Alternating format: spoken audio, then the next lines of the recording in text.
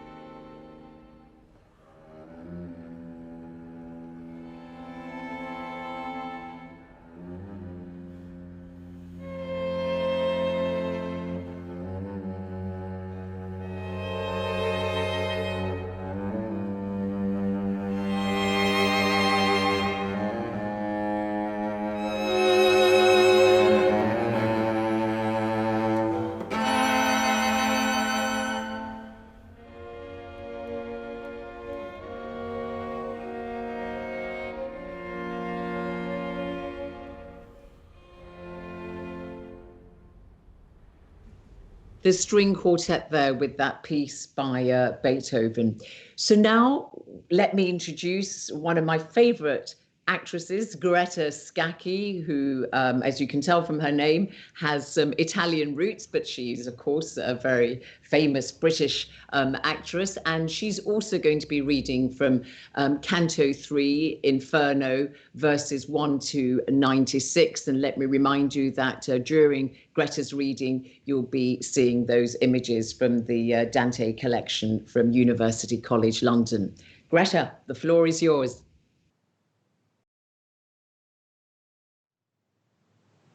Through me you go to the grief-racked city. Through me to everlasting pain you go. Through me you go and pass among lost souls. justice inspired my exalted creator. I am a creature of the holiest power, of wisdom in the highest, and of primal love. Nothing till I was made was made. Only eternal beings, and I endure eternally. Surrender all hope, all ye who enter here.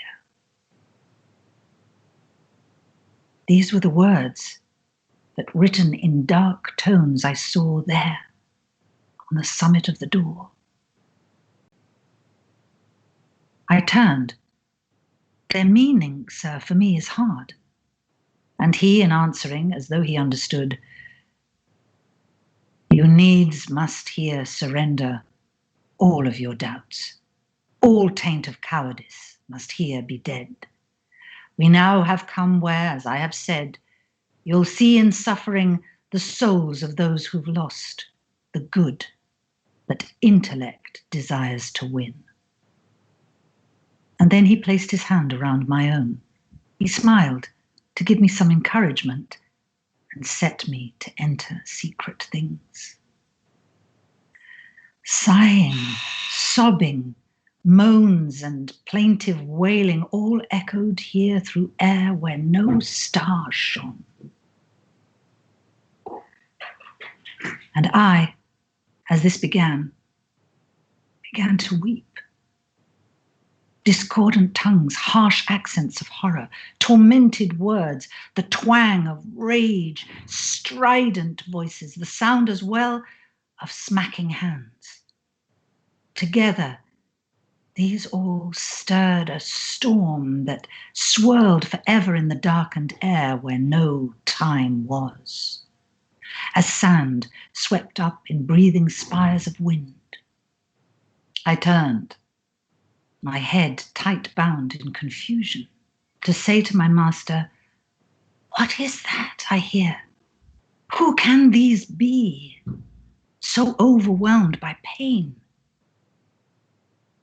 This baleful condition is one, he said, that grips those souls whose lives contemptibly were void alike of honor and ill fame. These all commingle with a noisome choir of angels who, not rebels, yet not true to God, existed for themselves alone. To keep their beauty whole, the heavens spurned them, nor would the depths of hell receive them in, lest truly wicked souls boast over them. And I, what can it be? So harsh, so heavy, that draws such loud lamentings from these crowds? And he replied, my answer can be brief. These have no hope that death will ever come, and so degraded is the life they lead, all look with envy on all other fates. The world allows no glory to their name, mercy and justice alike despise them. Let us not speak of them. Look, then pass on. I did look intently.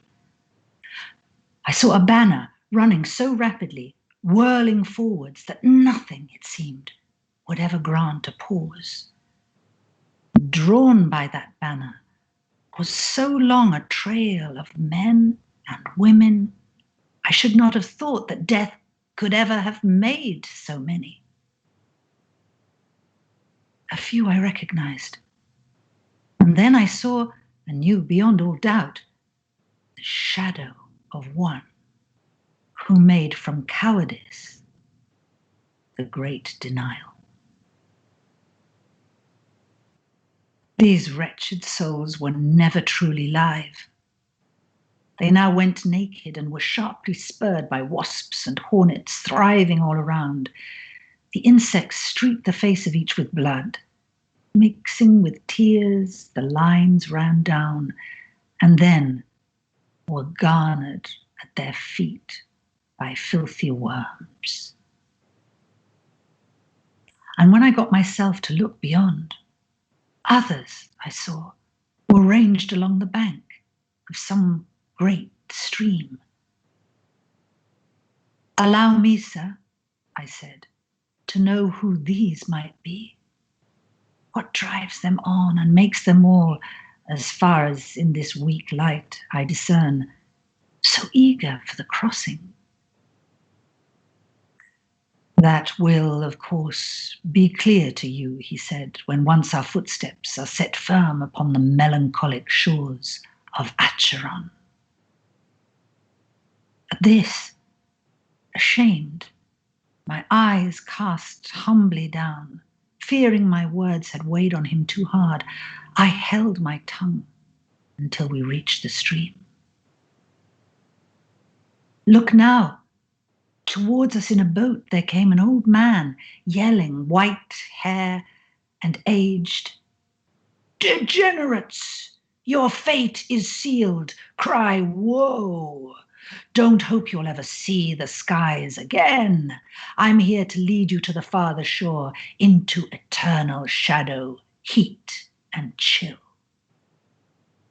And you there, you! Yes, you, the living soul, get right away from this gang. These are dead." But then, on seeing that I did not move, "You will arrive by other paths and ports. You'll start your journey from a different beach. A lighter hull must carry you across. Charon, my leader, don't torment yourself, for this is willed where all is possible that is willed there. And so demand no more." Thank you, Greta. And let's go to Luigi Di Fiore now, who's going to be reading from Canto 16, Purgatorio, Purgatory, verses 55 to 81 and 103 to 129 of Dante's Divine Comedy. And this is the canto where Dante deals with important philosophical discussions and religious concepts such as determinism versus free will, and righteousness versus poor governance. And so many of the themes in this great work really have great relevance for us today in our modern life, don't they? Luigi, thank you. Prima era scempio, ed ora è fatto doppio nella sentenza tua, che mi fa certo, qui e altrove, quello v'io l'accoppio. Lo mondo è ben così tutto diserto, d'ogni virtute, come tu mi suone, e di malizia gravido e coperto. Ma prego che m'additi la cagione, sì ch'io la vegga, e ch'io la mostri altrui, che nel cielo uno e un quaggiù la pone. Alto sospir, che duolo mi strunse in nui, mise fuor prima e poi cominciò. Frate, lo mondo è cieco, e tu vien ben da lui. Voi che vivete ogni cagion recate, per suso al cielo, sì come se tutto movesse seco di necessitate. Se così fosse, in voi fora distrutto libero arbitrio, e non fora giustizia, per ben letizia e per male aver lutto.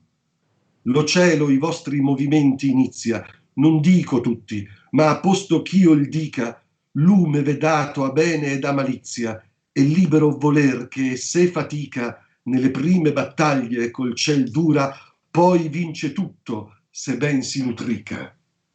La maggior forza ed a miglior natura liberi soggiacete, e quella cria la mente in voi che il ciel non ha in sua cura. Ben puoi veder che la mala condotta è la cagion che il mondo ha fatto reo, e non natura che in voi sia corrotta.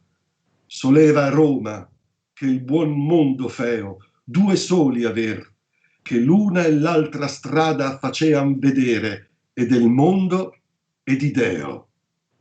L'un l'altro ha spento, ed è giunta la spada col pastorale, e l'un l'altro insieme per viva forza mal convien che vada, perocché giunti l'un l'altro non teme. Se non mi credi, pon mente alla spiga, ch'ogni erba si conosce per lo seme. In sul paese Cadige e po' riga, solea valore e cortesia trovarsi, prima che Federico avesse briga. Or può sicuramente indi passarsi per qualunque lasciasse per vergogna di ragionar co buoni o d'appressarsi. Ben ventre vecchi ancora in cui rampugna, l'antica è l'età, la nova, e parlo tardo che Dio a miglior vita li ripugna. Corrado da Palazzo e il buon Gherardo, e Guido da Castel che men si noma, francescamente il semplice Lombardo. Di oggi mai che la Chiesa di Roma, per confondere in sé duo reggimenti, cade nel fango, e sé brutta è la soma. Thank you, Luigi Di Fiore. They're reading from 16, Purgatorio, Canto 16, of course, from the Divine Comedy. So our next music performance is the string quartet in C-sharp minor, Crisantemi by Puccini, and that means chrysanthemums in English, because in Italy, these flowers are associated with funeral ceremonies, and apparently Puccini composed it in just one day. That's what he wrote to his brother anyway, in a letter. And this is one of Puccini's rare non-operatic works. And the idea, again, is that this complements the readings that we have, because in purgatory, souls spend their time being in pain and hoping to leave for a better place. And so it's a rather sad and emotive sense of contemplation that this music conjures. So let's hear it again from La Scala, the foyer, where of course you are surrounded by statues of the great operatic composers like Puccini.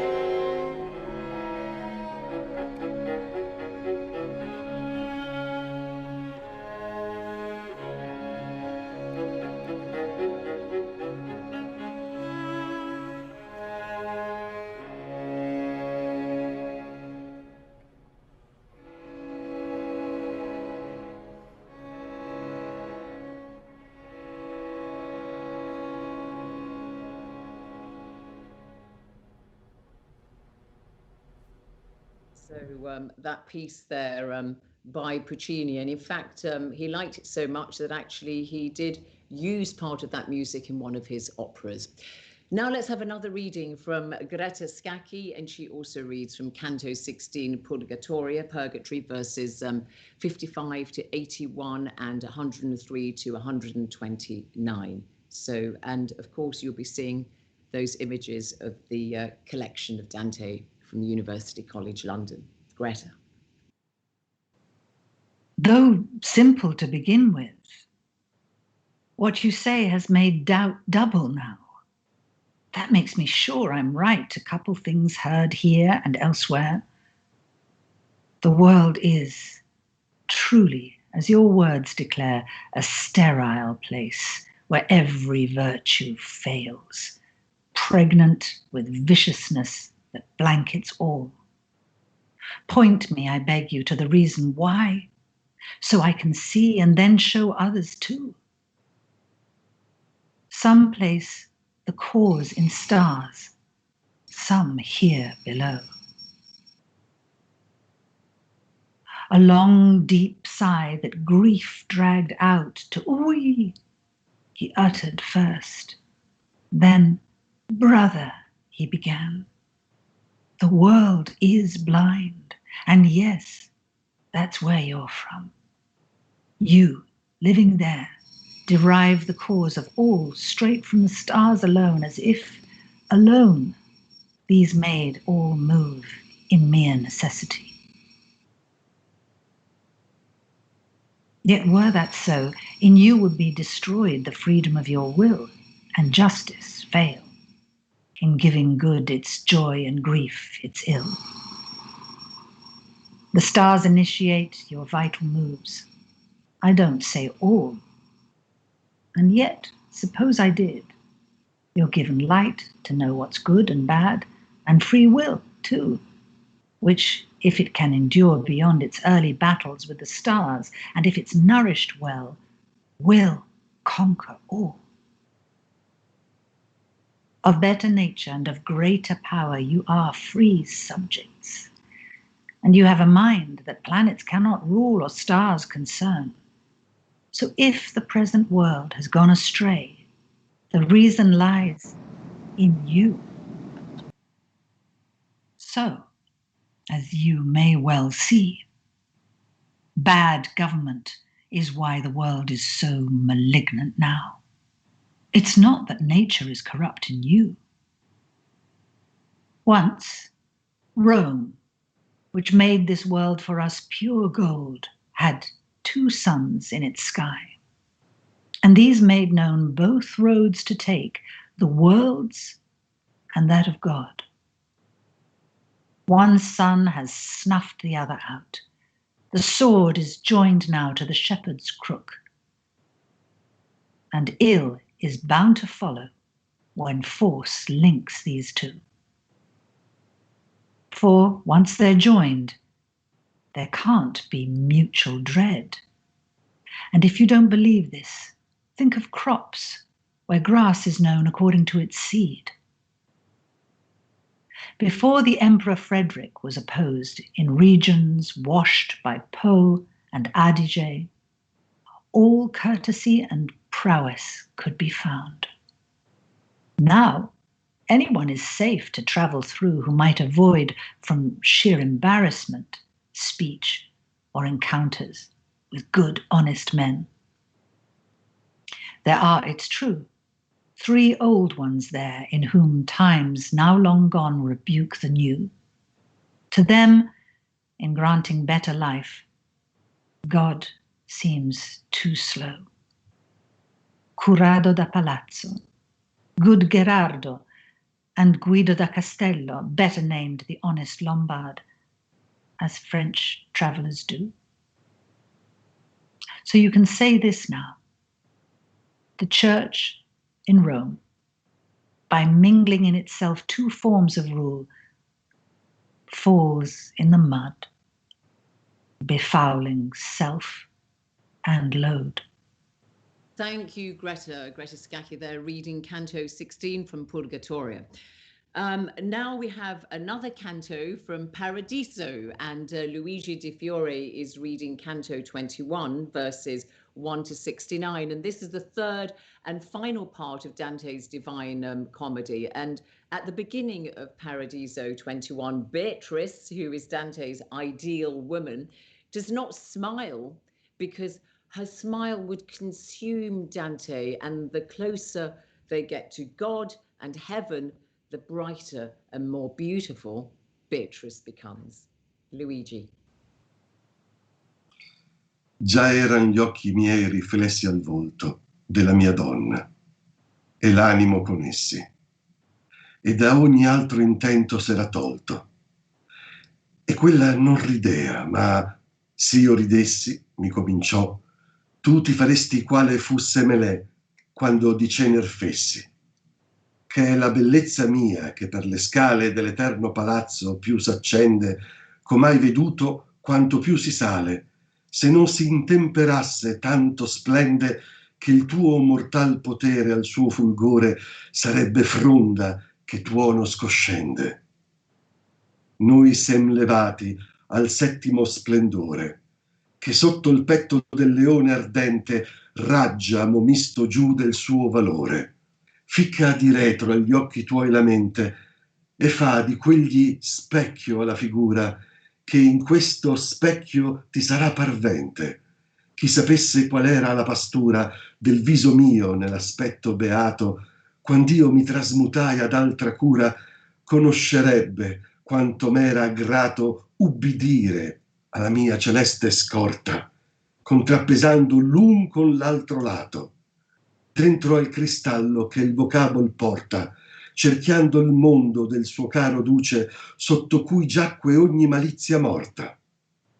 Di color d'oro, in che raggio traluce, vidio uno scaleo eretto in suso, tanto che non seguiva la mia luce. Vidi anche per li grandi scender giuso tanti splendor, ch'io pensai d'ogni lume che par nel cielo qui vi fosse diffuso. E come per lo natural costume le pole insieme al cominciar del giorno si muovono a scaldar le fredde piume, poi altre vanno via senza ritorno, altre rivolgon sé onde sommosse, ed altre roteando fan soggiorno. Tal modo parve a me che qui vi fosse, in quello sfavillar che insieme venne, siccome in certo grado si percosse, e quel che presso più ci si ritenne si fe sì chiaro ch'io dicea pensando, io veggio ben l'amor che tu m'accenne, ma quella, ond'io aspetto il come e il quando del dire del tacer si sta, ond'io contra il disio fo bench'io non dimando, perch'ella non vedea il tacer mio, nel veder di colui che tutto vede, mi disse, solvi il tuo caldo disio. Ed io cominciai. La mia mercede non mi fa degno della tua risposta, ma par colei che il chieder mi concede vita beata che ti sta nascosta. Dentro alla tua letizia fammi nota la cagion che si presso mi t'accosta, e di perché si tace in questa ruota la dolce sinfonia di Paradiso, che giù per l'altre suona sì devota. Tu hai l'udir mortal, siccome il viso rispose a me, però qui non si canta per quel che Beatrice non ha riso. Giù per li gradi della scala santa discesi tanto sol per farti festa col dire, e con la luce che mi ammanta, né più amor mi fece esser più presta, che più e tanto amor quinci sufferve, siccome il fiammeggiar ti manifesta. Thank you, Luigi, for your reading. And now we have the last of our music performances, and it's part of a string quartet, number 16 in F major by Ludwig van Beethoven. And it's his last string quartet, composed shortly before he died. And so it's a very apt piece for us today. The music is very serene and contemplative and simple, like the perfect paradise described by Dante. And I should just remark that, of course, December just gone was the 250th anniversary of Beethoven's birth. So let's now hear the piece from our young musicians from La Scala in Milan.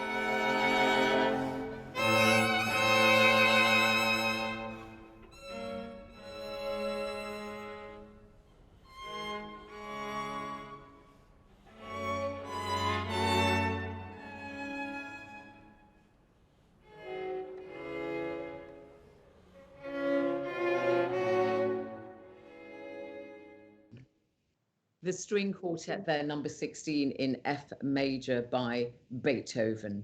And now our final reading from the Divine Comedy from Greta Scacchi, who is reading from Canto 21, Paradiso, and verses 1 to 69. Thank you, Greta. Now once again, my eyes were fixed upon my Donna's countenance, and drawn away with all my thoughts from any other aim. She did not smile, but If I were to smile, so she began, you would become what once Semele was when she was turned to ash. For if my beauty, which, as you have seen, burns yet more brightly as it climbs the stair that carries us through this eternal hall, were not now tempered, I would shine so clear that all within your mortal power would be a sprig, as this flash struck, shaken by thunder. We're lifted to the seventh splendor now, which here, beneath the fiery lion's breast, combines its rays in brave strength with that sign. Fix your mind firm behind those eyes of yours, and make them both a mirror for the form that in this mirror will appear to you.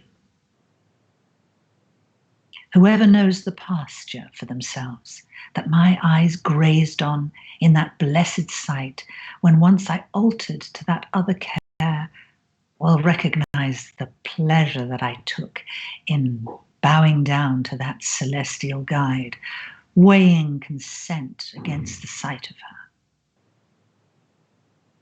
Within the crystal, circling round the world which bears the etymon of that dear Lord, under whose sway all evil thoughts lie dead, I saw, as gold in which a ray shines through, a ladder stretching upwards. And so far, my eyelights could not follow where it led.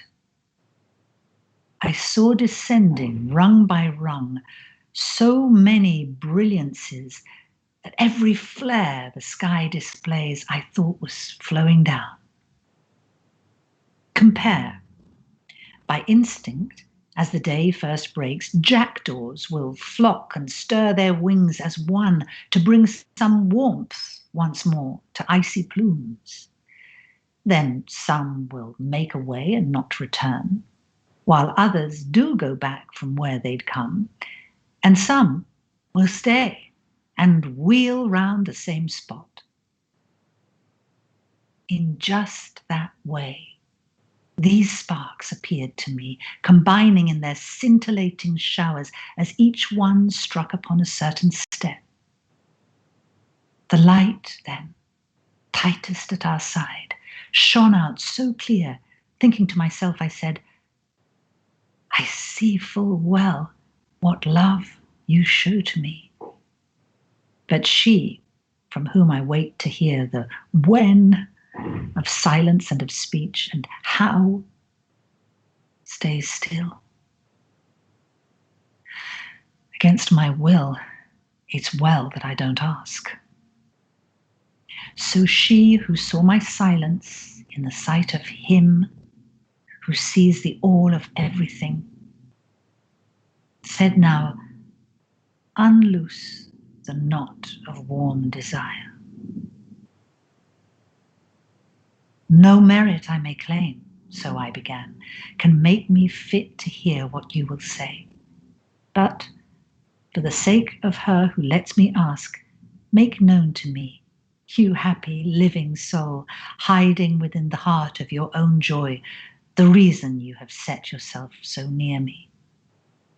And tell me why the symphony of paradise, which sounds in sweet devotion through the other spheres, is muted in this wheel. I'm hearing you are mortal, as in sight. So, just as Beatrice does not smile, likewise, he answered me, there's no song here. I have descended down the holy stair as far as this to bring you only joy, with speech and with the light that mantles me. Nor does more love to you make me more quick, for that same love the more seethes upwards here, as all this flaming out displays to you. Thank you, Greta. And Greta reading there from Canto 21 from Paradiso. And indeed, that concludes today's event. Thank you very much to Greta Scacchi and also Luigi Di Fiore, who've been giving us those marvelous renditions from Dante's Divine Comedy, and of course to Maestro Marco Angius for selecting the music for us, and the fine young musicians, Kinga, Sophia, Daniel and Marco. Absolutely gorgeous listening to you all. It's been my pleasure to have been part of this anniversary marking 700 years since Dante died. We all salute one of Italy's great sons. Thank you very much indeed for watching, and I'd like to hand over to the ambassador here, Raffaele Trombetta. But from me, it's goodbye. Over to you, Ambassador. Thank you, Zainab. Boy, it has been a wonderful event, and let me also thank Greta Scacchi and Luigi Di Fiore for their extraordinary rendition of the three canti of the Divina Commedia, and also of course, I want to thank director Marco Angius for the inspiring themes he chosen for directing the four musicians from La Scala. Thank you also the UCL Special Collection team for helping us in putting up the wonderful show that we have seen tonight. Well, I hope the public enjoyed it. And anyway, for those who have missed the opportunity tonight or would like to watch it again, you never know, the program will still be available on the Embassy's website and our social platforms in the coming weeks and months. I also would like to mention the support of Novamont, which is an Italian company. They've been helping the Embassy to develop a number of projects to make our activities more environmentally sustainable. Well, let me finally thank you, Zainab, for kindly accepting towards this program, hence enriching it with your presence. So thank you, all of you, and as I say, you can still enjoy this on our website or platform. Thank you.